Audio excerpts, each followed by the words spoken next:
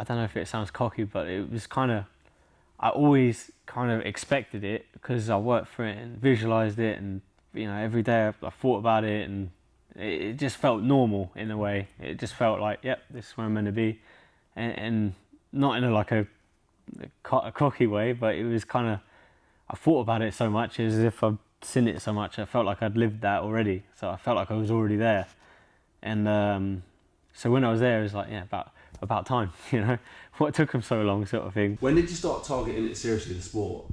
So I was probably about 16 years old. I started sort of taking it serious. I had a few amateur fights. I had my boxing. I stopped boxing at that point, but I was still training, and it was still, the goal was to be a pro fighter at that point. I knew I wanted to be a pro fighter, and actually, I got kicked out of school pretty young, just for nothing serious, just being annoying. I think I was just annoying, and my dad said, you can do whatever you want, but you have to work hard at it. And I was like, okay, well, I don't like working, so I want to fight. And that was kind of when I realised that's what I want to do, and that's what I'm gonna do. And yeah, it's going alright so far. Yeah, I mean, not a bad mindset to have. So at what point did you go from I want to be pro to I want to be world champion, like we just discussed before? Yeah, well, I always had dreams of being a world champion, and then I seen people around me that got to the UFC before I was even pro, around this gym, that had come to train, and I was like, oh, so it can be done, can get to the UFC. And then when I was 18, I had my pro debut, and pretty much before then, that's the goal. I wanted to be world champion. As soon as my manager and coach sort of said, oh, do you want this fight? I think it was 2012, I think it was, my pro debut. And I was like, yeah, that's it. I'm going to be world champion. I'm chasing the dream. So, yeah, so a long time. What was your route into pros? So I fought amateur. I won a few amateur titles, sort of regionally around I think one in Brighton on a show.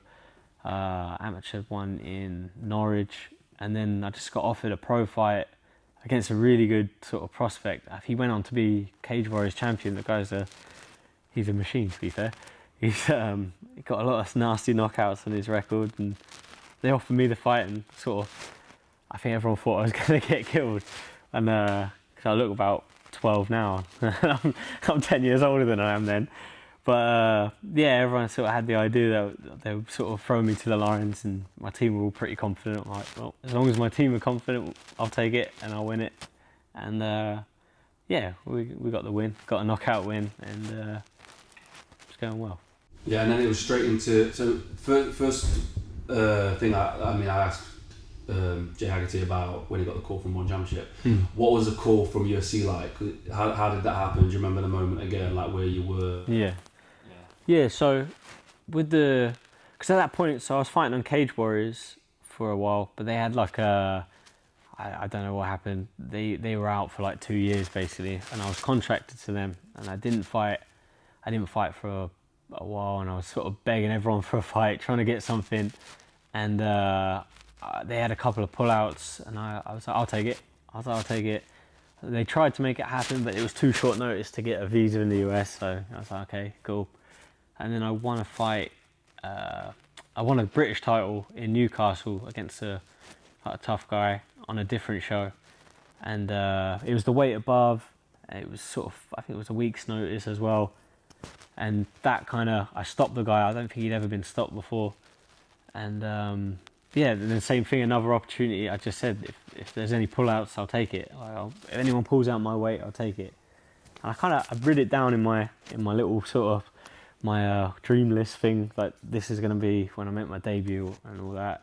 And my plan was, if it doesn't work out and I'm not in the UFC by 21, I'm gonna get a job, and get a normal job, and put MMA as a hobby. But fortunately, they signed me when I was 21, and I wrote it down. I was gonna win my debut when I'm 21, get a finishing bonus, and that was it. And I did both. Yeah, so I got a win bonus and got a win on my debut at 21. Yeah. What's that like? Debut, stepping out. I guess you'd fought in front of people before, but obviously UFC canvas. What's it like? Yeah. So I went from I think the most people I fought in front of was about 1,000 people maybe. I fought in some bigger shows, but nothing compared. And then, week's notice, they called me, oh, we've got this guy, there's been a pullout. I was like, yep, let's take it. And the week just sort of flew by, really. It's almost like it didn't happen. But come out, I fought in Germany against a guy fighting from Germany. I got booed, everyone's sort of shouting things at me, saying, I think people were saying you're going to die, all this, grabbing me and all not. And I was just like, oh, this is it, this is the big time.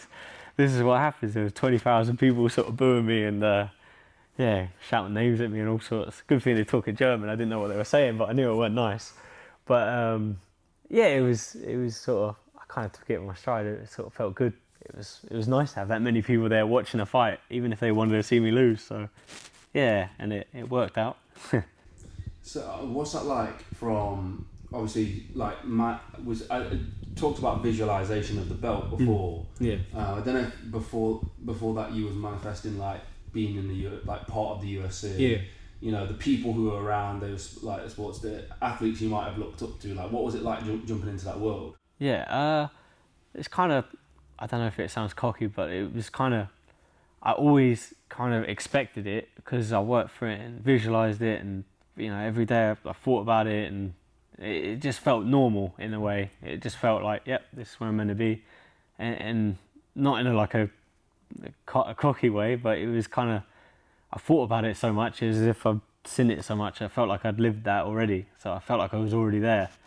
And so when I was there, it was like, yeah, about time, what took them so long, sort of thing. But yeah, I didn't realise I was still a bit immature, 21, sort of maybe not ready for the big dogs just yet. But fortunately, through injuries and stuff, it slowed me down, and I've had a slow progression, and it's worked out.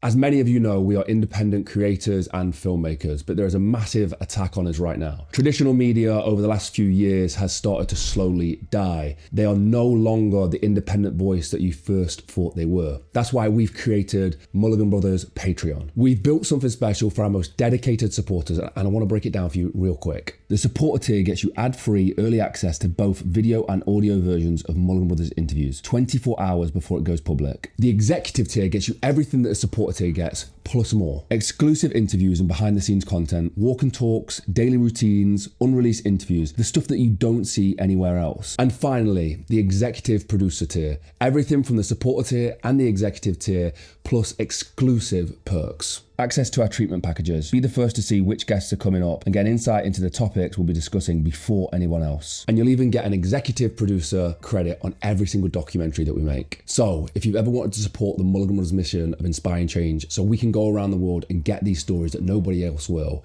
this is exactly how you do it. Go to patreon.com/Mulligan Brothers or click the link in the description or scan the QR code on screen. Join the community and help us inspire change.